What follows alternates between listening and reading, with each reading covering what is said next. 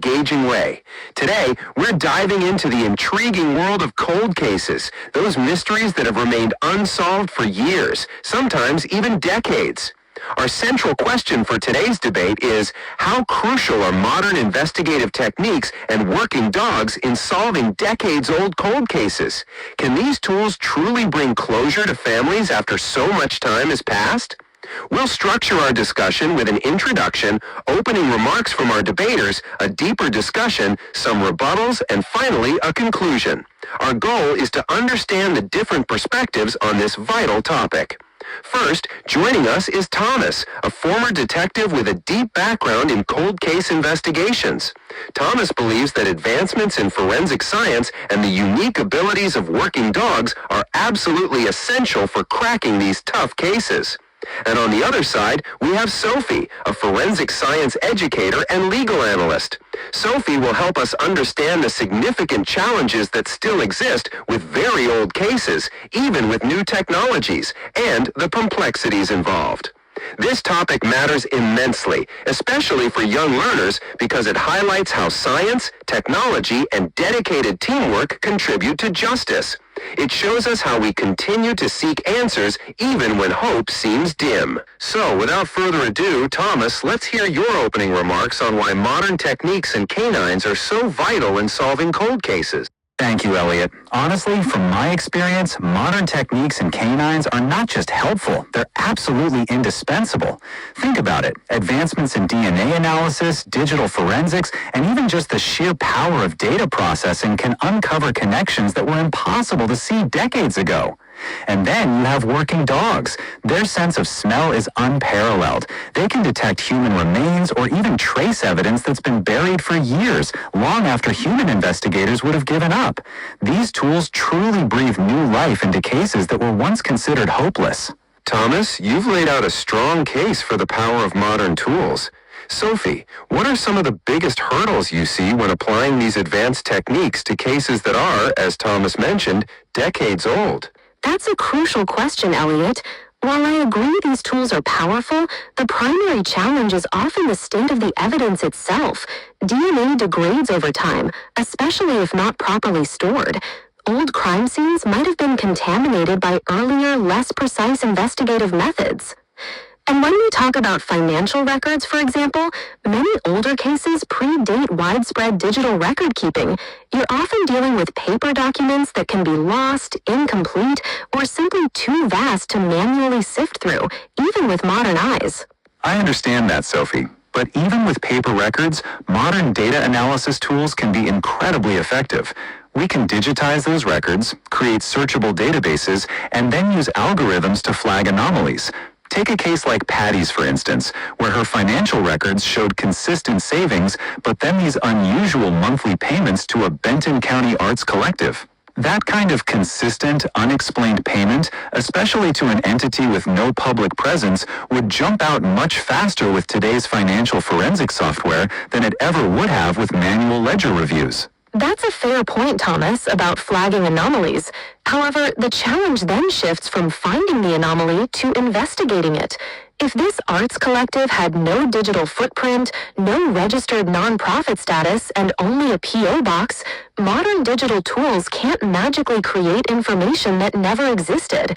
You're still left with traditional, boots-on-the-ground detective work, which becomes exponentially harder when witnesses have moved, memories have faded, or the people involved are no longer alive. So, if I'm understanding correctly, Thomas, you're saying modern tools excel at identifying patterns and red flags, even in old data. But Sophie, you're highlighting that the subsequent investigation of those flags can still be severely hampered by the passage of time, especially if there's no digital trail to follow. It's a fascinating distinction.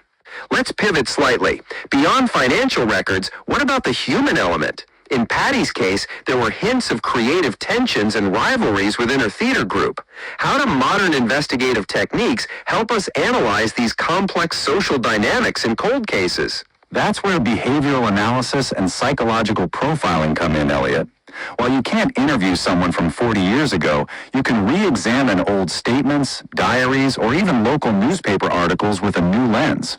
Modern psychology gives us better frameworks to understand motivations and interpersonal conflicts. For example, Patty standing her ground against a temperamental director like Marcus Thorne, or the unspoken rivalry with Sarah Jenkins.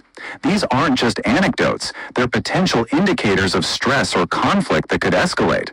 We can build more sophisticated profiles of potential persons of interest based on these dynamics. I agree that understanding human behavior is critical, Thomas, but this area is inherently more subjective than, say, DNA evidence. While profiling can offer insights, it's not concrete proof. Memories of past conflicts can be distorted over time, or even exaggerated by those recalling them. And without direct, verifiable evidence to corroborate these tensions, it remains largely speculative. It's a valuable tool for guiding an investigation, but it rarely provides the definitive answers needed for a conviction in a cold case. But Sophie, even if it's not definitive proof, it can narrow down the field of suspects significantly. If you have a dozen people in a theater group and only 2 had documented friction with the victim, that's a huge step forward. It directs resources to where they're most likely to yield results, even if those results are subtle. And I can see that point, Thomas. It absolutely helps prioritize. My concern is simply that the further you get from the event, the more these behavioral insights become theoretical rather than actionable, especially if the individuals involved have passed away or are untraceable. The why becomes harder to prove without the how and who being firmly established. That's a very clear distinction. So, Thomas, you see modern behavioral analysis as a powerful filter, helping investigators focus their efforts. And Sophie, you acknowledge its utility, but caution that its subjective nature and the erosion of time can limit its ability to provide concrete prosecutable evidence.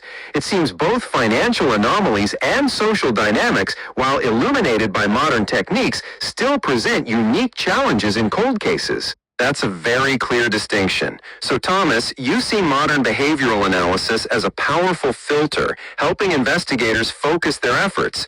And Sophie, you acknowledge its utility, but caution that its subjective nature and the erosion of time can limit its ability to provide concrete prosecutable evidence. It seems both financial anomalies and social dynamics, while illuminated by modern techniques, still present unique challenges in cold cases. All right, we've had a really insightful discussion today. To wrap things up, Thomas, let's start with you for your closing remarks. What's your final takeaway for our audience regarding the role of modern forensics and canines? Thank you, Elliot. My core message is this. Modern forensic science, coupled with the incredible abilities of canines, truly breathes new life into cold cases. We're talking about DNA analysis, digital forensics, and advanced data processing that can uncover connections and evidence that were simply impossible to detect decades ago. These tools aren't just incremental improvements, they're game changers. They allow us to re-examine old evidence with a completely fresh perspective, often providing the crucial leads needed to narrow down suspects and move an investigation forward even when all hope seemed lost. Ultimately, it's about justice and providing answers to families who have waited far too long. My question for our audience is, how might future technological advancements further bridge the gap of time in cold case investigations, perhaps even in ways we can't imagine today? That's a powerful thought, Thomas. Sophie, what are your closing thoughts on this vital topic? Well, I agree with Thomas that these tools are powerful, but my perspective emphasizes the inherent limitations that time imposes. Evidence degrades, old records might not exist digitally, and memories fade or become distorted, creating significant hurdles even for the most advanced techniques.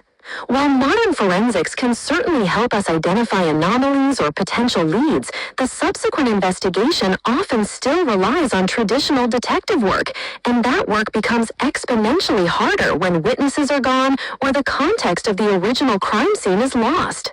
It's crucial to have realistic expectations. Technology is a fantastic aid, but it's not a magic bullet that can always overcome the passage of time. For our audience, I'd ask, given these inherent challenges, what ethical considerations should we prioritize when reopening very old cold cases with new but potentially limited evidence? Those are both incredibly important questions for our audience to ponder. So to summarize, we've heard Thomas passionately argue for the indispensable role of modern forensics and canines in revitalizing cold cases, highlighting their ability to uncover previously hidden information and provide forensics and canines in revitalizing cold cases, highlighting their ability to uncover previously hidden information and provide hope for justice. Sophie, on the other hand, has provided a crucial counterpoint, reminding us that while these tools are powerful, they face significant limitations due to evidence degradation, the absence of digital records, and the fading of human memory over time. The core tension, it seems, lies between the ability to find new information and the challenges of acting on it effectively. Both of you, however, agree on the immense importance of these cases and the dedication required to pursue them. We hope this discussion has encouraged our